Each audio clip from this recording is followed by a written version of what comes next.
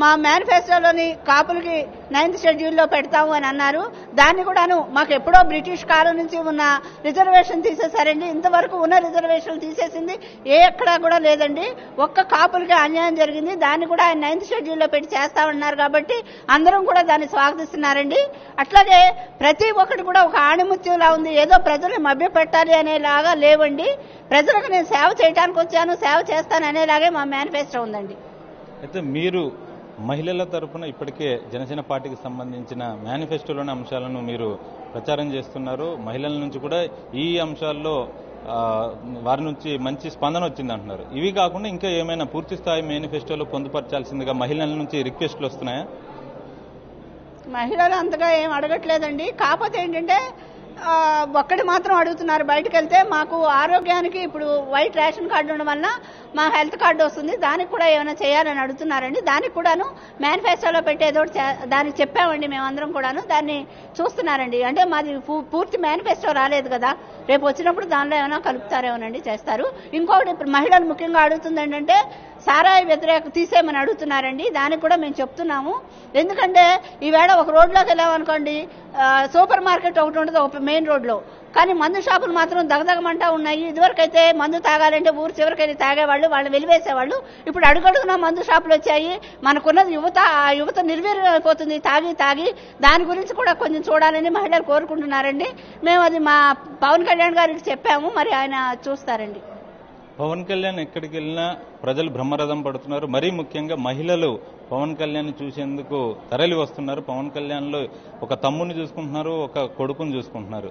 ఎందుకు పవన్ కళ్యాణ్ అంటే అంత నమ్మకం మహిళలకి? అంటే అండి ప్రతి ఒక్కరు కూడా వాళ్ళ కోసం వాళ్ళు ఆలోచించుకుంటారు. ఆయన మొదటి నుంచి కూడా ప్రజాసేవ చేయాలని, ఆయన ఉన్న డబ్బులంతా కూడా ఎవరు వచ్చినా కూడా వాడికి సహాయం చేస్తారు. ఈ రోజు కూడా మనం వెళ్ళి ఆయన పరిస్థితి ఎట్లా ఉన్నా నాకు ఇలా సహాయం కావాలి అని మనం వెళ్ళి అడిగితే తప్పకుండా చేస్తారు. ఆ నమ్మకం ఉందండి. అట్లాగే వాళ్ళ అన్నయ్య గారు కూడా ఎన్నో చేశారు, చిరంజీవి గారు కూడా. కాకపోతే ఏంటంటే వాళ్ళు బయటకు చెప్పుకోరండి. చేసింది మనం ఏదైనా దానం చేసామనుకోండి, అది 10 మందికి చెప్పుకుంటే ఫలితం ఉండదని వాళ్ళు గుప్త దానాలు చేస్తారు. కాబట్టి వాళ్ళ మీద విశ్వాసం ఉందండి, ప్రజలకు విశ్వాసం ఉంది. ఆంధ్రప్రదేశ్కి ప్రత్యేక హోదా అన్నది ఎవరి ద్వారా వస్తుంది అనుకుంటున్నారు?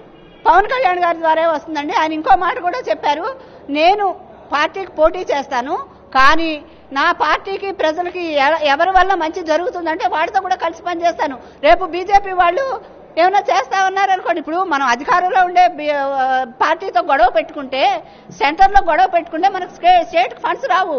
ఒకవేళ అవసరం అయితే వాళ్ళు రేపు స్పెషల్ స్టేటస్ ఇచ్చారనుకోండి, ఇప్పుడు ఓబీసీ అంటే బ్యాక్వర్డ్ క్యాస్ట్, ఇప్పుడు బ్యాక్వర్డ్ క్యాస్ట్కి మాత్రమే రిజర్వేషన్ ఉన్నాయి. ఇప్పుడు మంచి కులాలకి ఇప్పుడు బ్రాహ్మణ్స్ ఉన్నారు, వేరే క్యాస్ట్, వాళ్ళు కూడా చాలా ఇబ్బందులు పడుతున్నారు. వాళ్ళందరికీ కూడా ఈరోజు బీజేపీ గవర్నమెంట్ రిజర్వేషన్ ఇచ్చింది.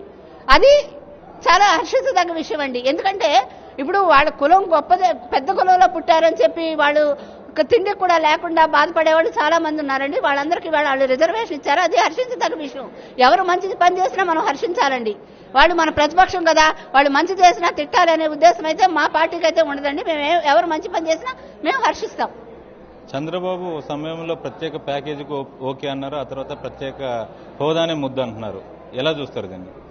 ప్రత్యేక హోదానే కావాలండి. ఆయన ముందు 2 నాలుకల ధోరణి అండి. మొట్టమొదటిసారి పవన్ కళ్యాణ్ గారు మాకు పాచిపోయిన లడ్డూలు ఇచ్చారని కాకినాడ సభలో వద్దని చెప్పింది ఆయనేనండి. మాకు ఇది వద్దు, ప్రత్యేక ప్యాకేజీ వద్దు, ప్రత్యేక హోదానే కావాలి అని అడిగారు. ఆ స్టాండ్ మీద ఇప్పటి వరకు ఉన్నారండి. For more updates please subscribe 99 TV Telugu.